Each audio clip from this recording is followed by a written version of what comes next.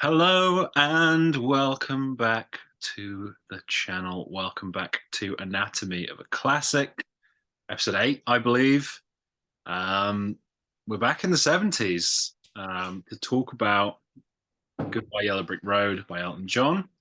As is tradition on this series, I've brought on a new guest to discuss this album. I haven't talked about Elton John at all on this channel, and I would consider myself maybe a light fan of Elton John would be the right way of describing it. I like a lot of his songs a lot. I like a lot of his albums, a good bit, but he's not like upper echelon for me, which is why I knew I needed to bring in someone like Alex, who I think you could say yourself you're a big Elton John fan, right? Correct. Very correct. Yeah. Alex has his own channel called Music Deep Dive, where he talks about books and also music. So if you're interested in either of those things, I will link his channel down below. I always forget to do the plug part for other people. I'm glad I remembered this time. I appreciate it. So, our discovering of the album, I'm intrigued to see, firstly, how you came to discover Elton John, and then how you discovered Goodbye Yellow Brick Road. Because I feel like we all kind of, I mentioned this in the Beatles video where like you grow up, it's like you're born knowing 20 Beatles songs, you know? I feel like you're born knowing like 10 Elton John songs. So, Yeah. what was your first experience with him that you know of? Well, I think in a similar way to the Beatles, it was very much just radio exposure, um, both in terms of just general like classic rock hits radio. They probably had, like you said, probably at least 10, if not closer to 15, 20 Elton John songs in rotation. Um, Additionally, my mom had his original greatest hits album from 74, I think, on CD. So that was played pretty frequently in our house. And I always liked his stuff, but I think it wasn't until around 2014, 2015 where I finally just kind of I listened to like one of his later greatest hits albums, which included like some of his like 80s, 90s, and a little bit of his 2000s stuff front to back. And I was like, wow, I like all of this. Like, not necessarily equally, but I enjoyed all of it pretty substantially. So I just kind of went back and went through the albums. I'm pretty sure I ended up listening to all of them chronologically. So I discovered Goodbye Yellow Brick Road in chronological sequence with everything else. And again, there are so many hits on the record that I was familiar with a third of the album, maybe going into it. But yeah, I don't necessarily have a super like profound discovery of that one album. It was more in conjunction with discovering Elton as a whole. But I will say that I really ended up enjoying not everything he's done, obviously, because there's some turds in there, but quite a bit of it. And over time, I think my appreciation of that music has kind of turned him into kind of an all timer for me. Probably a top five favorite artist if I were to rank them, if I'm being honest. Sweet. I've sort of talked about my musical upbringing, and I say upbringing because I didn't really get properly into music till I was about 16. That was around the time I was a bit of a late bloomer because my dad was really into music and I was kind of pushing against that for a while, I think, subconsciously. But then eventually I had a really good friends at school and my dad both just threw loads of music at me. From one side I was getting the Beatles and Zeppelin and, you know, all these other great bands. And then from the other I was getting Supertramp and ELO. So a lot of from this era, Fleetwood Mac, Pink Floyd, all that stuff. And Elton John just didn't cross into either of their tastes because that was kind of me beginning. And then I sort of went off on my own path. And then I got a Rate Your Music account and then got into the sort of the rating and ranking side of it quite a lot. And Goodbye Yellow Brick Road was an album I was always aware of, seeing it ranked among the best albums of the 70s. And I think it was my 300th Rate Your Music rating. I was like, I got to do something special for this. And I chose Goodbye Yellow Brick Road. And yeah, it's kind of a bit of a landmark in that sense. It was July 2020. I just went to check when it was the first time I heard it. So peak pandemic classic album catch up right there. Um, so yeah, it's kind of, it was only actually when I know we both watched Taste Like Music, it was when they did their episode that I actually explored more of his catalog, and I still only know from the self-titled to Captain Fantastic. So I'm not, I'm not a super fan, but I I have quite a bit of respect and appreciation for Elton. So I was happy to do this episode, even as a bit of a novice. Yeah, no, I think there is that sort of classic period of Elton that or that I think everybody kind of jumps to, which is that sequence of albums, like you said, maybe give or take one or two in there. Um, and even though I'm someone who very much defends a lot of Elton albums in the later years, especially that most people wouldn't dare touch, um, or maybe just have never heard of, I think there is something to be said for this period of time, which I think we'll talk about in the video more and more, that there was something about the energy of Elton and of his band just kind of growing into themselves as musicians and as artists that, you never really captured again. And how could you? Because these are musicians and they're, mid, late 20s, early 20s in some cases that are really finding themselves. So there is something special about this period for damn sure. Yep, yep, definitely.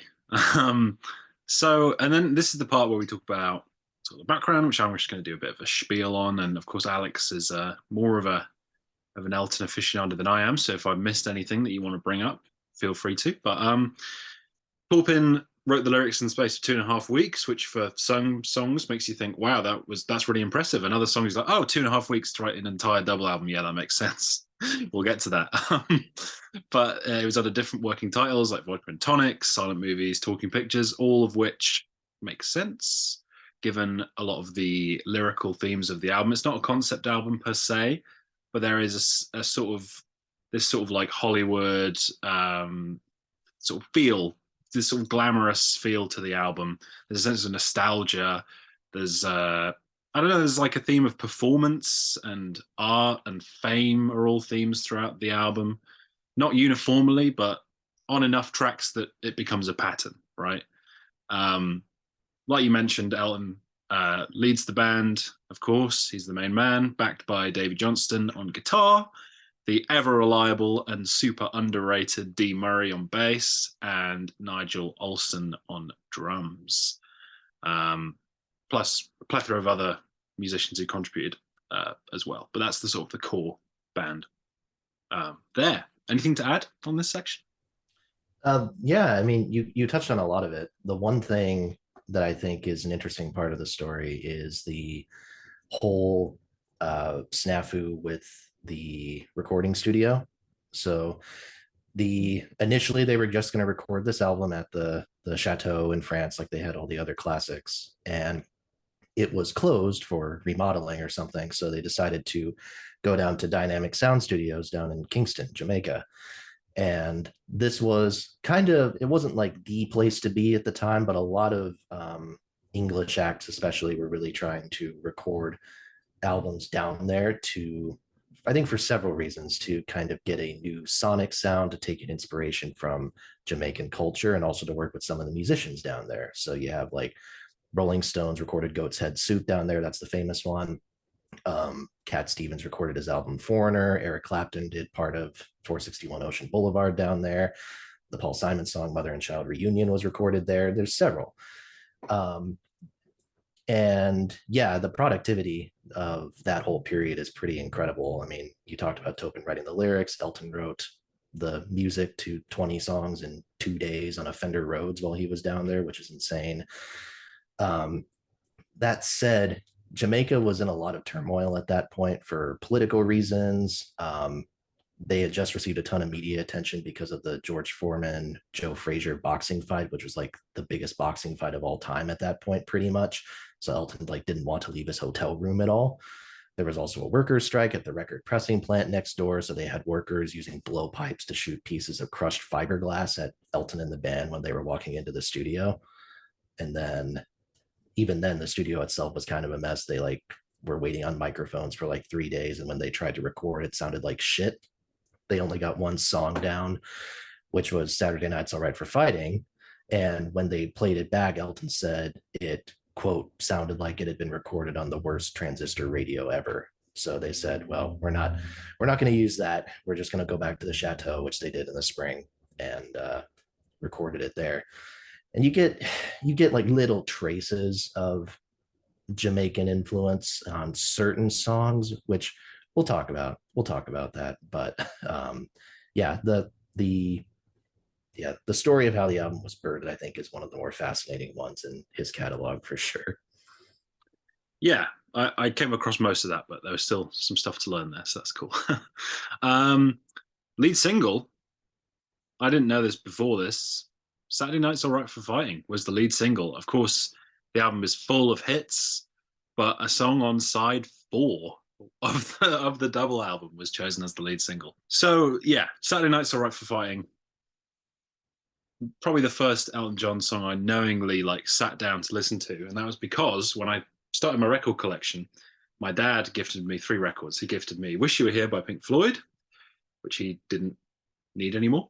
He gifted me the Paul Simon Collection, I think it's called, the compilation with the Simon and Garfunkel songs and the solo songs, and this compilation, the Marquee 30 Legendary Years, a double album of live performances from this venue over 30 years. You have songs that I heard for the first time through this, like "Turn It On Again" by Genesis, "Don't Stand So Close to Me" by The Police, "Going Underground" by The Jam, which is one of my all-time favorite songs.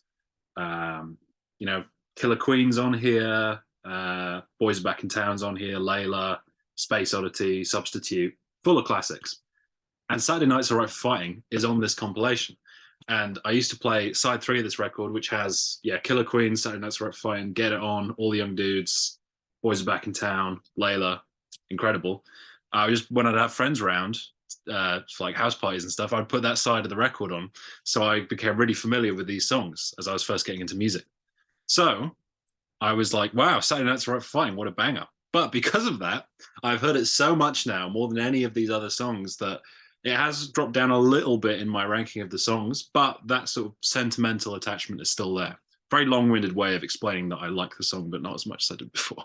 It is a great party song. It is a real good rocker. I guess I could say this now. I'm much more a fan of ballad Elton than rocker Elton, generally speaking. But this is definitely one of his better sort of upbeat tracks.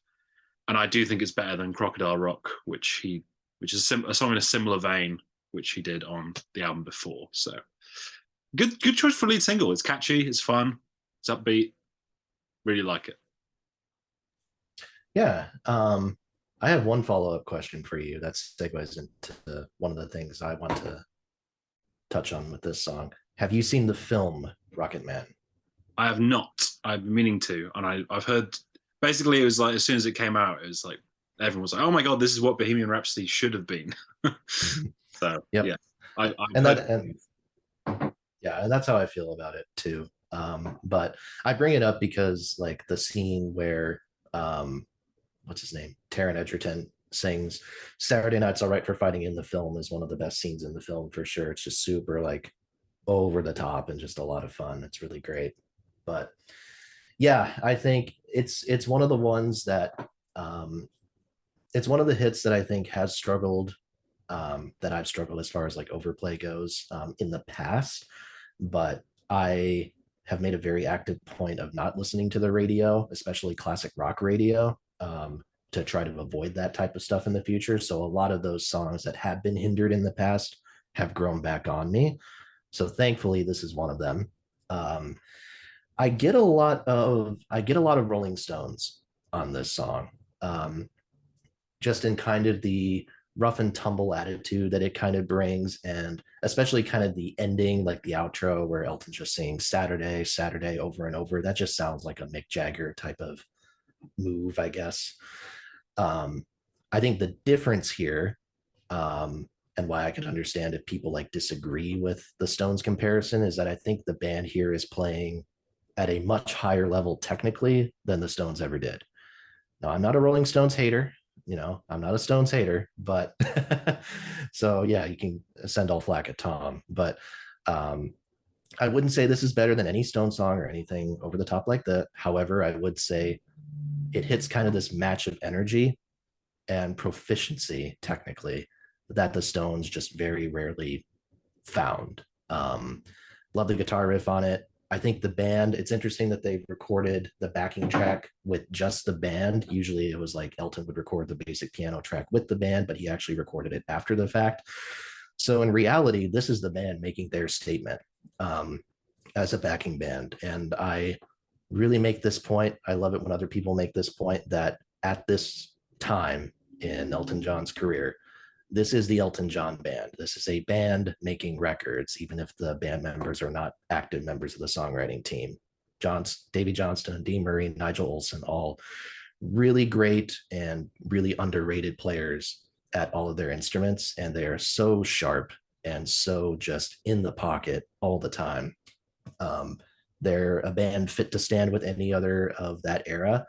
And Elton just kind of slides in like a well-fitting glove, and it's just meshes so well. And this is one of just many examples on this record and the others from the period. But yeah, it's a great song, and I think I agree. I think it's a pretty strong choice overall for a lead single on this one. Yeah, I have to say as well, this idea of overplay is very much self-inflicted on my part. I listened to that song a lot in my teens. I still think it's great. My song score will still be high, but it's not top tier on the album, which maybe it would have been first time around, right? Opening track then. A couple times now, the opening track has been the same as the lead single, but couldn't be further from the truth this time. You don't get Saturday Night's All Right for Fighting until like what 14 tracks into the album.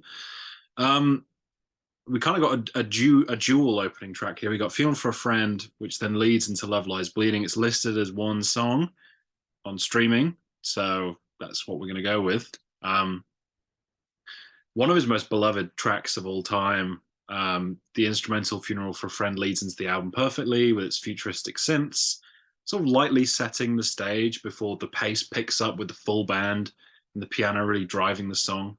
Great guitar parts in there as well, some of the best on the album. And then that leads straight into Love Lies Bleeding so seamlessly, which is a barnstorming classic Elton John pop song, which I don't know what you think about this. I think if it wasn't attached to Funeral for a Friend, it would be better regarded generally as an Elton pop song.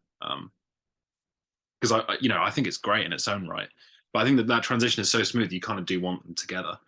And I don't know how people are going to feel about this comparison, but to me, it almost feels like the blueprint for what Bowie would do with his song Station to Station, which is about as high praise as I can give a song, because that's one of my favorite songs of all time. The sort of atmospheric build up first section before a crash into this great groove with a poppier rocking second section with a sort of great catchy refrain. Yeah, that's kind of something I picked up on this time, and I'm not sure if that's something that's been pointed out before or if I'm just sounding crazy. But yeah, I think this is easily among the best songs on the album. I know it's a cliche to point to this one because it's like the hipster pick, right? Because it wasn't a single, and yeah, but it's awesome. It's deserving of all the hype, I think, for sure. Yeah. I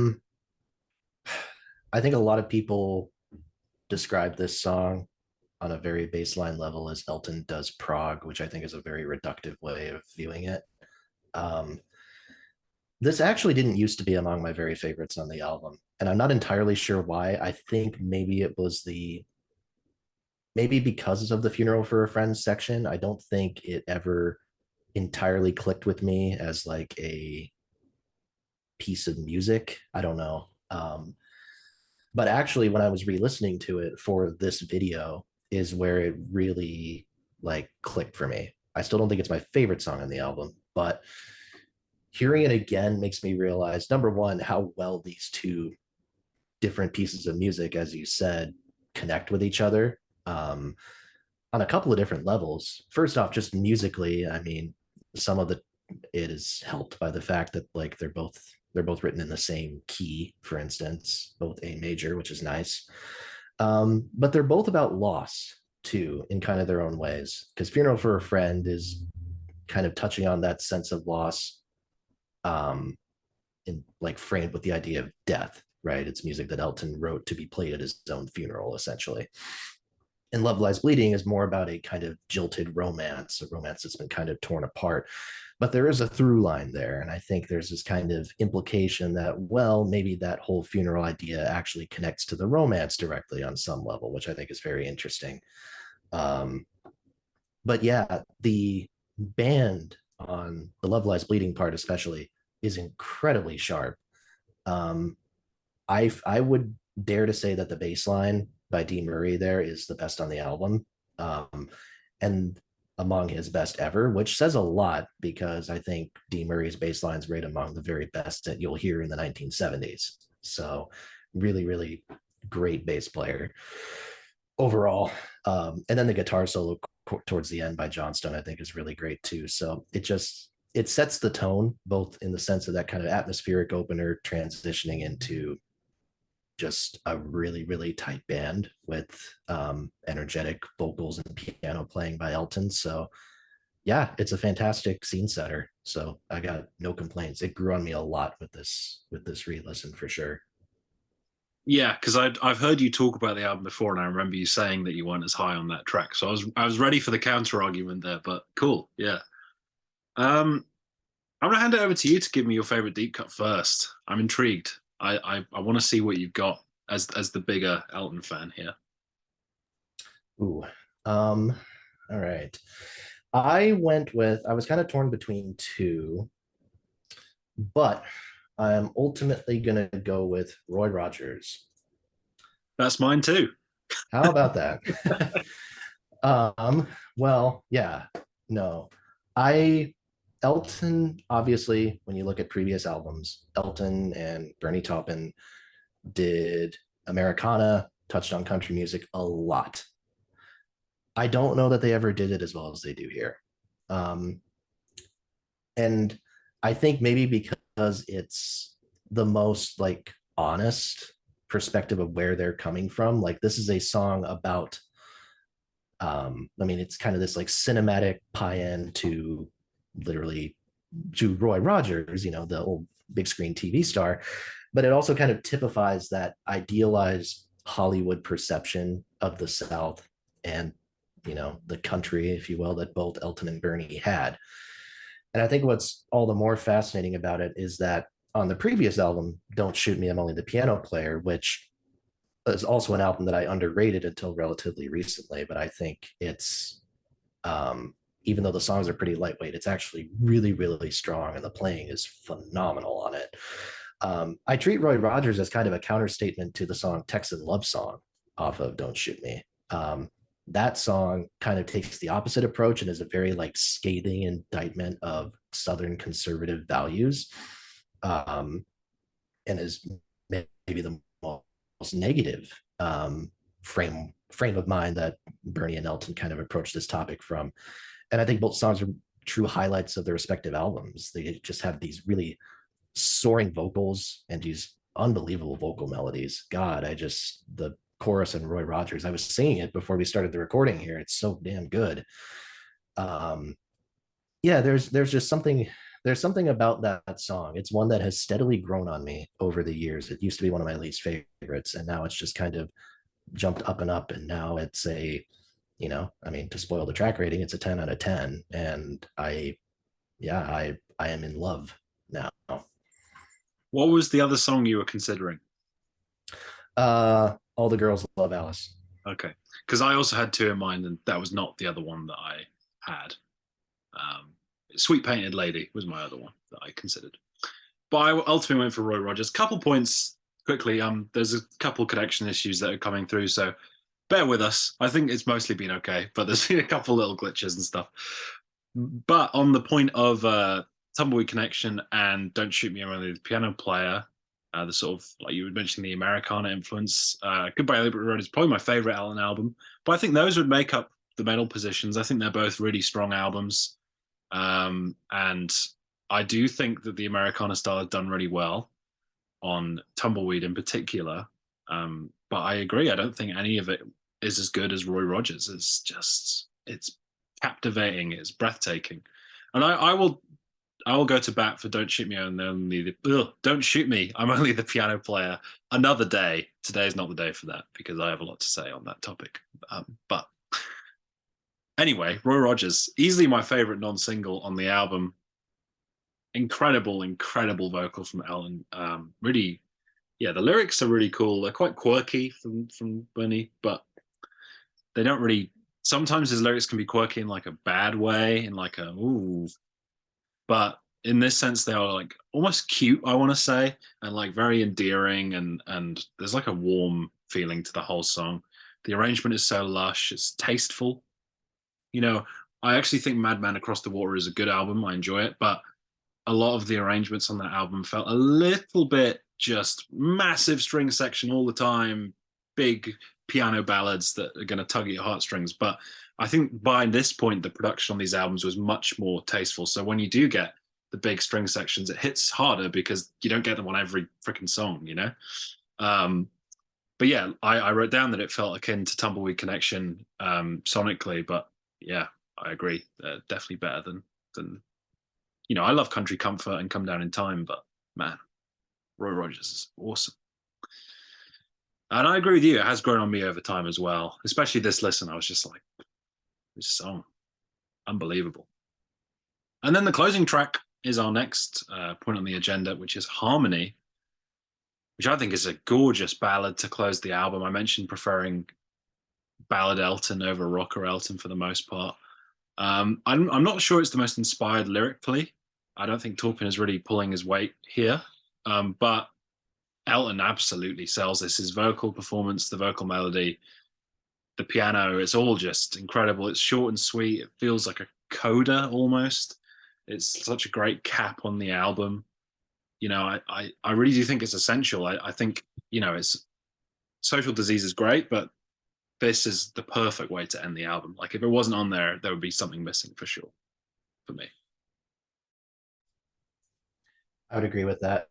Um, I think the lyrics, I don't know. I don't think they're the strongest point on this isn't the strongest set of lyrics on the album by any means. I think it's interesting that they're open for interpretation.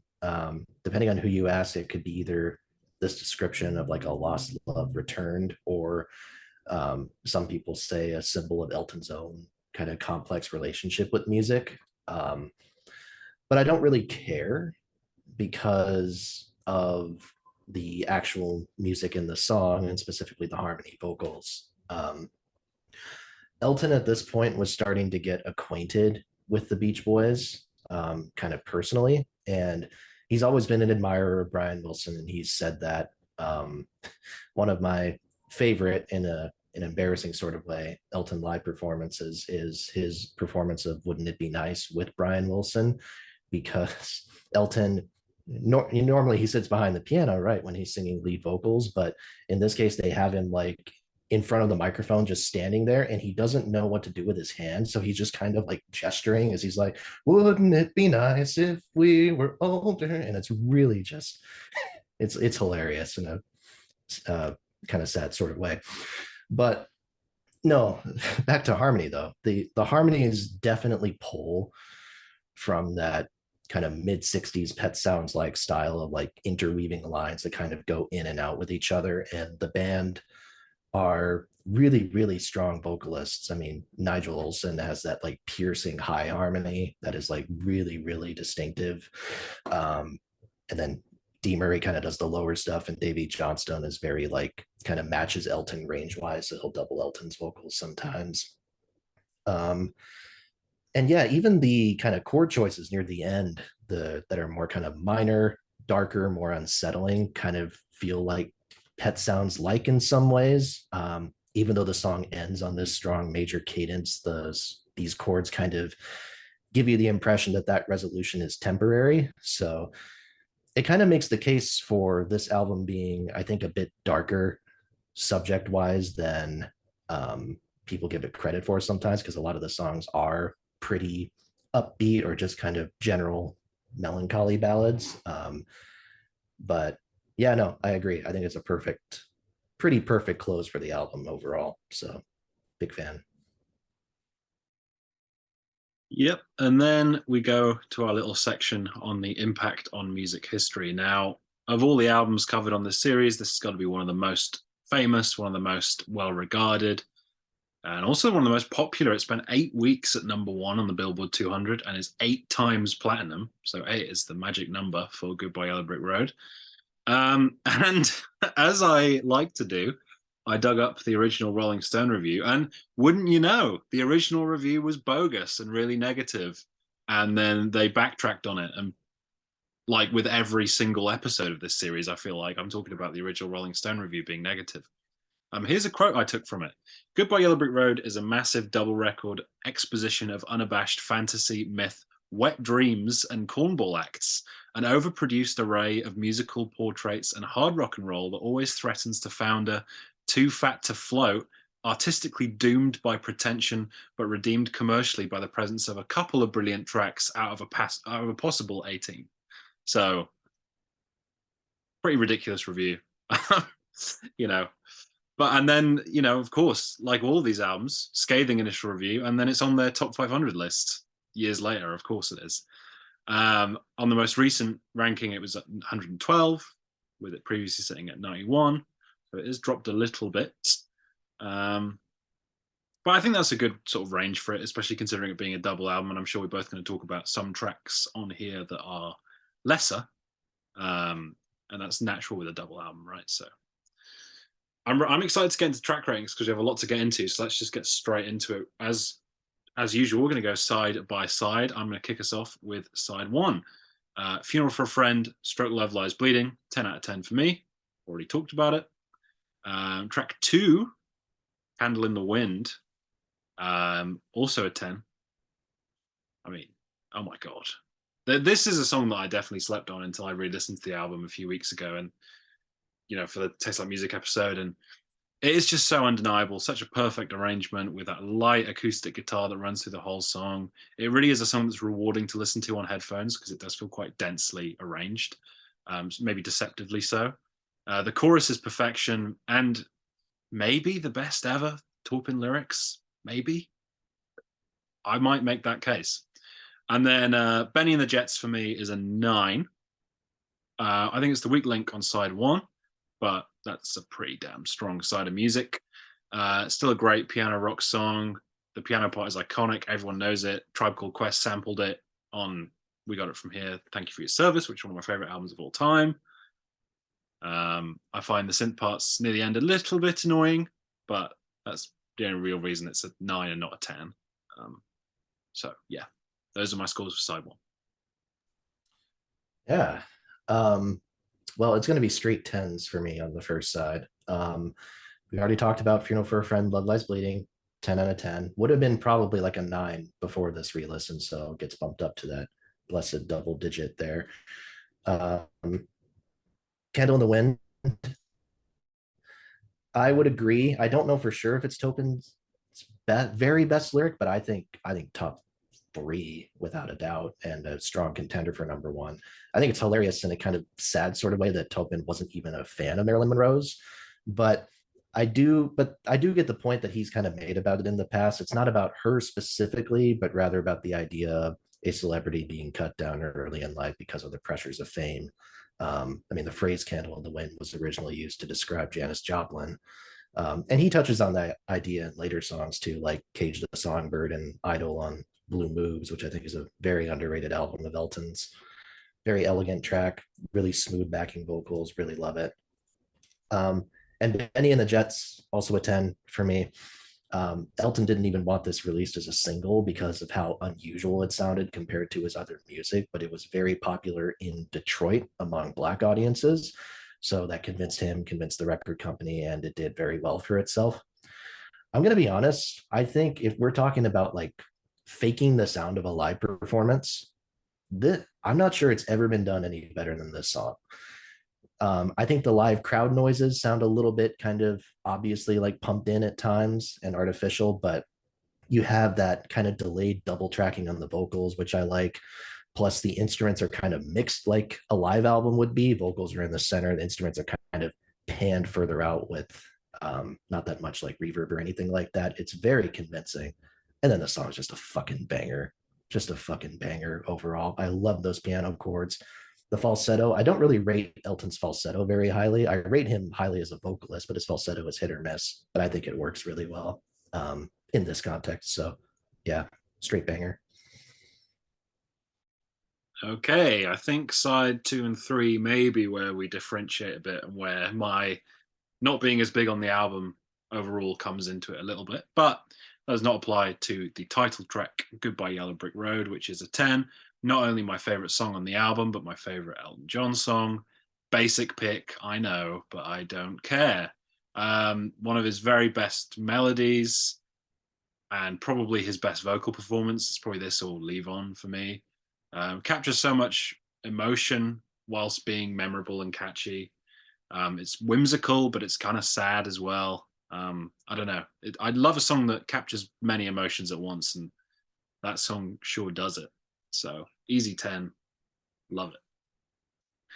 This song has no title. I have as an 8. I think it is a lovely, soft little song. Elton doing what he does best, the soft, melodic, piano-driven songs. My main issue with this song is that I think the chorus comes a little bit out of left field for me. It doesn't really fit with the verses, but the verses are like 10 out of 10. It's just the chorus, when it comes in, I'm like, I wish it was just verses the whole way, because it's short enough as it is already. Like, that's just me though. I still think it's really good, and I do go back to it a fair bit. Grey Seal, also an 8 out of 10. Pretty beloved song, generally speaking. I think it is the highest rated non-single on, well, counting Funeral for a Friend as well. A non-big song, I guess, on Radio Music. And yeah, the bass playing is really cool. I think one of the best bass lines on the album. Yeah, I think it's really good. Maybe not as high on it as some people, but yeah, really good song. Jamaica Jerk Off, I actually have as a 7. I don't think it's terrible like some people say it is. I think it's a pretty fun song. It's not great. It's definitely like a white guy doing music that he's not too accustomed to making. But it's a load of fun, and there's sort of this joyous energy to it, and I think there are definitely multiple songs that I like less on the album, which we'll get to, than Jamaica Jerk Off. And then I've seen that movie too, also at a 7. I've always felt this one was a bit of a dirge for me.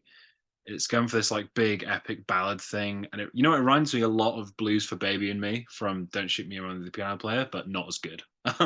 It's still pretty good, but it's, to me, it's a bit overwrought and a bit, yeah, I don't know. It's never really connected with me. I don't find the lyrics that engaging, and then when the music isn't that engaging, and I'm always thinking of a song that came earlier that I like more, it's a bit of a stumbling block. I still think it's good, but there's much better on the album, in my opinion. So 7 for I've seen that movie too. All right. So definitely some differences here. The But we're in agreement to start off. The title track's a 10 out of 10. I think if we're evaluating Elton as a songwriter, just in terms of composing pop rock melodies, I'm not sure he ever does it better than this song. And I think very few other songs of his match it. The chord changes are really elegant. I think the vocal melody might be the best that he ever wrote. It just goes all over the place. And again, the falsetto, which I'm normally not huge on as far as his goes, works really well on those choruses, especially when you have like the band kind of reinforcing it subtly. And he also plays with his vocal tone a lot too. But that second verse, he kind of dips into that like little southern drawl, like "What would you think you do then?" or whatever, you know. So yeah, it's definitely a contender for his best vocal performance. I would agree. It's not overly dramatic. It knows when it needs to be bombastic, with those strings kind of popping in after the verses and choruses. So it's a super well composed and well produced song. This song has no title. I also have it at an 8. This one is entirely Elton, vocals and keyboards. Everything is done just by him, which is really interesting. I like the lyrics about kind of listlessness and drifting through life as an observer without feeling much purpose. It's kind of jaunty. It's brisk. It's not as substantive as other songs on the record are, but I think it works as a come down after the kind of cinematic scope and the grandiosity of these other songs. So I like where it sits for sure. Gray Seal, I have it a 9.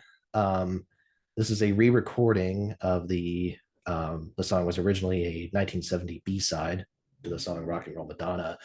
The original version, if you listen to it, is definitely a bit rawer and a bit dirtier.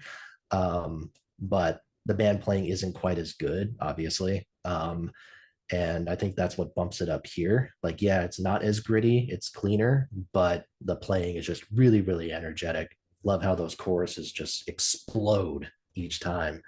Those extra tom fills that Olsen adds in that final chorus and the kind of funky outro by Johnstone. It's just really, really energetic song. But not my favorite deep cut, so I don't align with Rate Your Music in that way. I struggled with Jamaica Jerk Off. To me, this is like the clear outlier of the album, both in terms of just song quality and just sonically. Um, it's the only moment that really takes me out of the flow of the record. Even other songs on the second half of the album that I don't love, like they don't take me out of the flow because sonically they sound pretty good still. Um, it's a joke song, obviously. It's a that folk calypso song that maybe is meant to be kind of a loving tribute to Jamaica, but part of why I mentioned Elton's experience in Jamaica earlier is that given what we know of how little he enjoyed of it, it kind of makes it hit a bit different. Like, okay, I'm a little bit more bothered by it than I was before. Um, I do like the electronic drum machine here. Not the earliest example of one on a pop record, but it's one of the best sounding examples because it fits really neatly in without being a distraction. Um, and yeah, I mean, it's fun in its way. So I would probably give it a 5 out of 10 is what I'm going to go for. I'm kind of in between a 5 and a 6, but I'm going to go 5 for right now. And then I've seen that movie too. Um, I had this between a 9 and a 10. I am going to bump up to 10 though. It is a cinematic ballad with literally cinematic imagery. I love that little like F minor piano intro. Absolutely gorgeous. A lot of fun to play. I do have a piano next to me, but if you ask me to play it, the answer is no. I don't want to embarrass myself on a public YouTube channel like that. And I like the strings on this album, kind of like what you were talking about earlier. I think they work as pads underneath the mix, adding to the atmosphere without being too overbearing. I do agree that your critiques are valid. It's not the strongest set of lyrics. There is a lot of repetition in the song. But I think what makes up for all of it in spades is that backwards guitar solo by Davy Johnstone in there. I'm not sure how you make something as kind of inherently jagged sounding and uneven as a reverse guitar solo sound so clean and beautiful and work in a song like this, but they cloak it in the mix really effectively. And I think it just works so well. So that alone is enough to vary it up enough to where I'm pretty comfortable putting it in that top tier. So 10 out of 10 for that one. Yeah, slight connection issues, but that's fine. People are still watching, then it's they've been come to expect it by now. I'll see what I can do in the edit, but yeah. Side three. For me, the weakest side on the album, pretty comfortably. Despite my runner-up for favorite deep cut, Sweet Painted Lady. Again, I was like you with I've seen that movie too. I was between a 9 and a 10. I settled down on a 9. Just because I don't want to put it on the same pedestal as songs like Roy Rogers and Goodbye Yellow Brick Road and the very best of the best on the album. I do think though it is an absolute gem. It's classic Elton barroom piano. In my head, listening to it, I was like, perfect final montage song for a season of TV. That's like what came into mind. The accordion in the chorus is beautiful. Another just densely arranged but never overpowering song.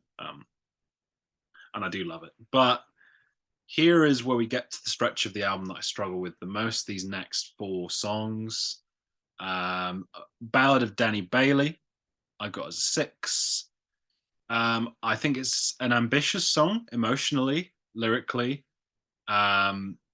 and I don't think it's quite pulled off. I I'm not going to criticize Elton's vocals again on this album, but I really don't think his vocal performance is fitting for this kind of story song at all. I think it's like a bit too jovial and a bit too like almost, I don't want to say silly, but like it just doesn't, he does these serious ballads really well, and I just don't know if the music and the vocal style fits these lyrics that well. So the story doesn't connect with me as much as I think it's supposed to. So that's kind of my reasoning for that. Dirty Little Girl is also a 6. Would have been a 7 if I wasn't intently listening to the lyrics on this time around, which I haven't really done with this album before. Musically, I think it's really, really, it's kind of the opposite of Ballad of Danny Bailey, right? Where Elton is bringing this fun music, like a really sort of upbeat, like catchy song. Lyrics are terrible though, so it's a 6 as well. All the Girls Love Alice. I'm sorry. I'm also going to go 6 for this one. I know it's loved by a lot of people. I think I don't know, it's not really inspiring. It's kind of just doing the same kind of sound that we've been getting the last few tracks without the melodies that are really grabbing me and without the lyrics that are really grabbing me either. So I'm kind of missing both here. I do think it's better than the 2 tracks that came before, mainly for the band sounding really good on it. But yeah, it's not the best stretch of tracks really, and that'll carry on to the next song, the first song on side 4. But then the last 4 songs is plain sailing, luckily. But yeah, sorry, Elton fans. All right. Um, well, for Sweet Painted Lady, I have that at an 8. Um, the second half of this album has quite a few songs about prostitutes, which is very interesting. Um, and I think that kind of helps with giving this album that darker character that I was kind of talking about before. I like the kind of loping beat of this one. It kind of gives off this image of like an alleyway right by a dockside with those wave sounds and the accordion in the background. Um, Very atmospheric, very nice. I do think these lyrics are, even though these lyrics are a little bit questionable, I think at times, I think they are sympathetic to the character in question, which makes them read better for sure. Um, Ballad of Danny Bailey, I have it a 9. Um, more more content about the Old West, which is fun. What I really love about this song is the buildups, from these kind of complete quiet at the beginning of the verses to these vibrant choruses. It reminds me a lot of the title track to Captain Fantastic and the Brown Dirt Cowboy, which does it a lot.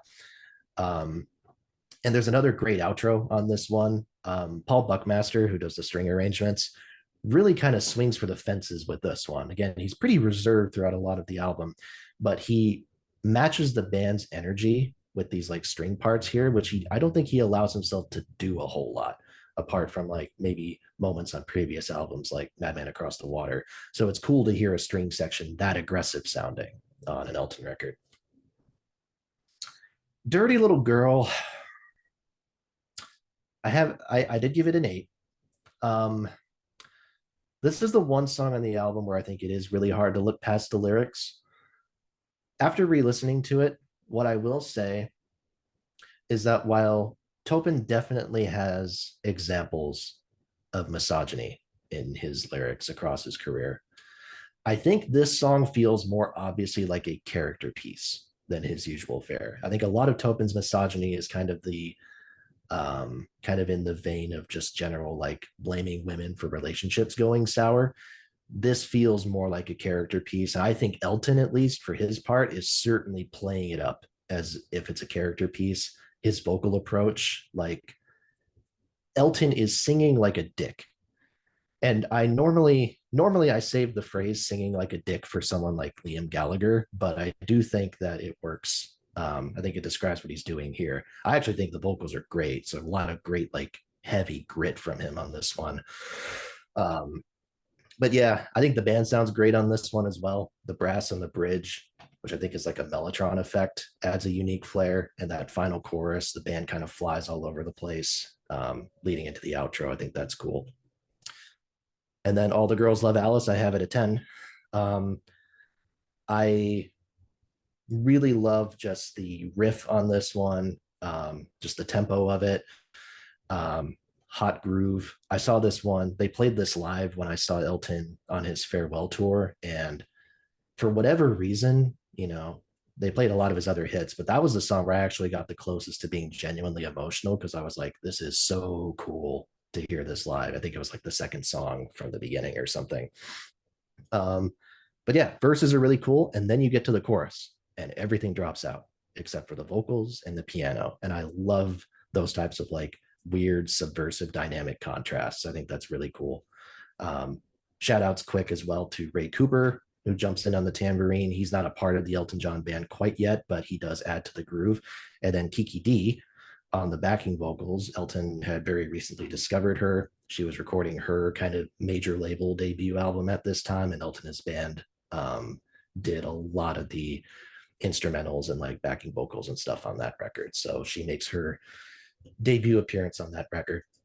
But yeah, weaker side for sure. But these songs I enjoy them all to varying degrees. Yeah, yeah, that's fair. Congratulations, by the way. It's been over 100 videos on this channel. I think that is the first mention of Liam Gallagher. You're welcome. Yeah, thanks. Side four. Yeah, like I mentioned, Your Sister Can't Twist, but She Can Rock and Roll is the outlier on this in terms of quality. I very nearly went for a 5 on this, but I've gone for a 6. It is my least favorite on the album, but I haven't gone as low as you as on my least favorite. I think there are a lot of songs on this album that I'm pretty indifferent to, that they're on and I'm like, whatever. There's nothing where I'm like, God, I need to turn this off, right? That's kind of how I feel about some songs on other double albums. So to me, it's his most contrived 50s tribute. It's pretty lame. Just, yeah. I don't know. Sometimes I do sit awake at night and wonder, like, what if like Elton just saved the best songs from Don't Shoot Me Around the Piano Player and then just like took off Your Sister Can't Twist and like Jamaica Jerk Off and put on like, I don't know, Daniel and Blues for Baby and Me and High Flying Bird, like be a completely different world. But yeah, anyway, luckily the last 4 songs are all great. Saturday Night's Alright for Fighting, we talked about it. That's a 9 for me. Roy Rogers, also talked about it. 10, 11 even. Social Disease, I've gone for an 8. I almost went for a 9, but I stuck with an 8. It's a sort of another strong country-ish song. Again, more reminiscent of Tumbleweed Connection. It's kind of interesting this turn the album takes with this and Roy Rogers at this point, where it just like drifts off into this sort of different, you were mentioning that sort of like dockside picture that you were having painted on, was it Sweet Painted Lady? And now it's like we're back in the old West all of a sudden.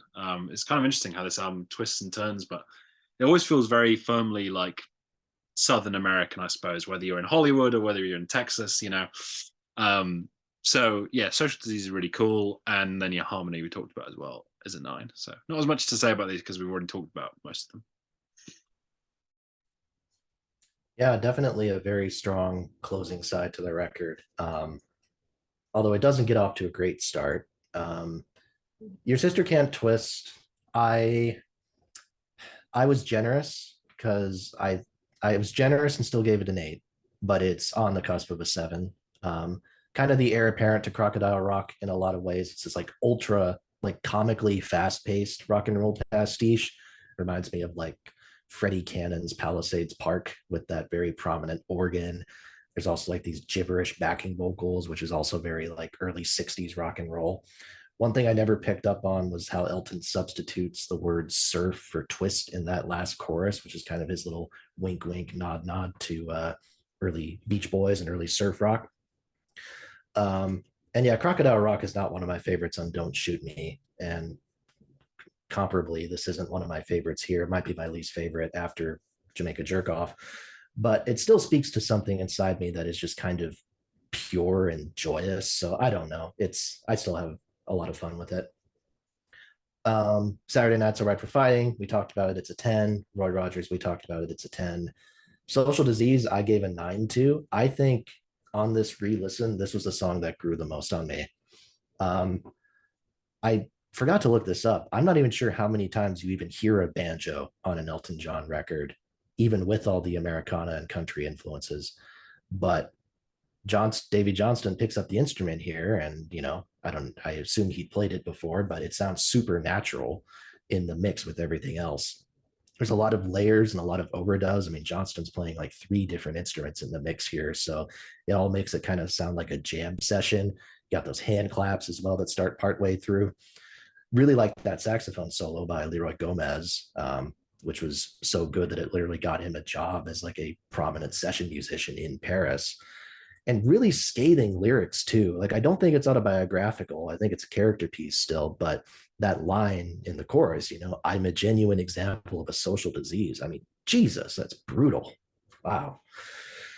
So yeah, that one grew on me a lot. Definitely a 9 out of 10. And then harmony we talked about. I would give that. I would give that a 10. Sweet, sweet. We made it through all the tracks. Another bumper episode of Anatomy of a Classic. Now to the overall personal thoughts. Gonna differ here. Usually I'm like pretty on the same page as my guests. It's not an album I have an overwhelming personal connection to, or one I find a consistently engaging straight through listen. But you've got to just tip your hat off to it. Elton's songwriting and talent as a performer is shown here in all its styles. Of course, the lyrics range from the sublime to the ridiculous, but the sublime is so good that you kind of just take the ridiculous with it, right? You're doing a double album, you kind of just got to take the bad with the good a lot of the time. Um, I'm going to go for an 8 out of 10 overall. I'm so close to a 9, but just the fact that it is a double album, there are so many songs that I am not as hot on, means I can't quite cross over into that like excellent tier. It's deserving of its status as a classic album. I would never deny that, even if just for the singles, honestly. But there are some great deep cuts in there as well. And who knows, maybe I'll come back to it in a couple of years and have a different opinion. But that's where I stand on it now. I think it's really good, great even, but not an all-time personal favorite for me.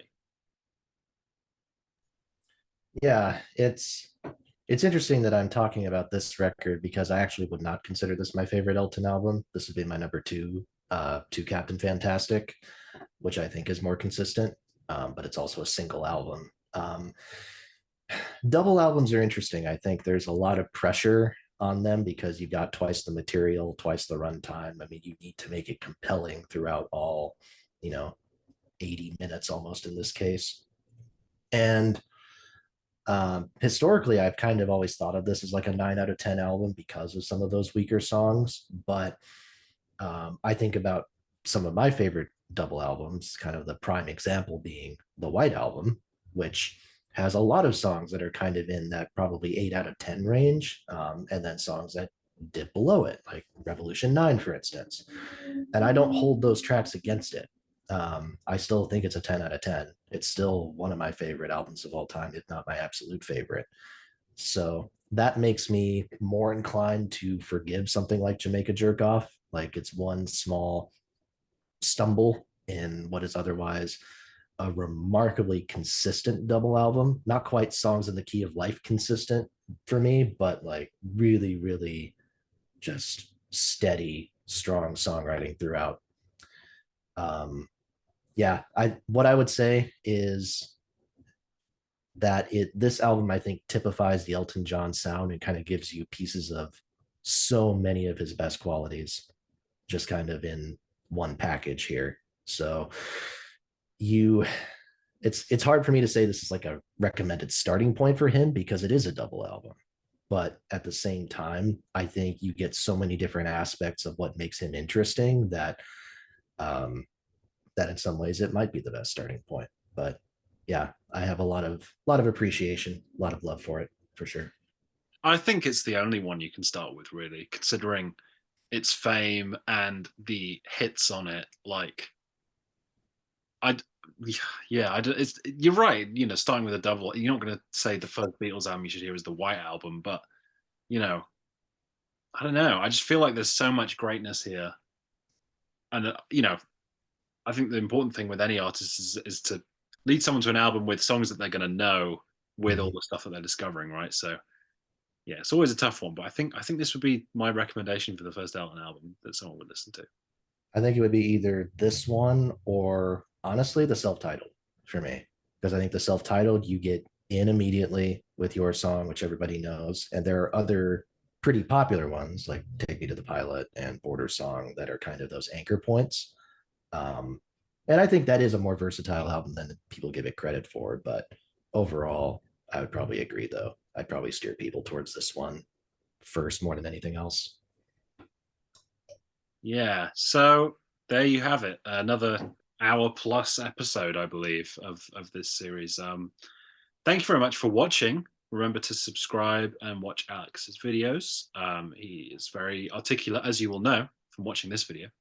And yeah, hopefully you'll join me for the next episode of Anatomy of a Classic. I'm not sure what the next album is going to be, but I can tell you that there is going to be an episode on Hunky Dory by David Bowie, coming with my good friend Chris, who you all know from the Album of the Year series.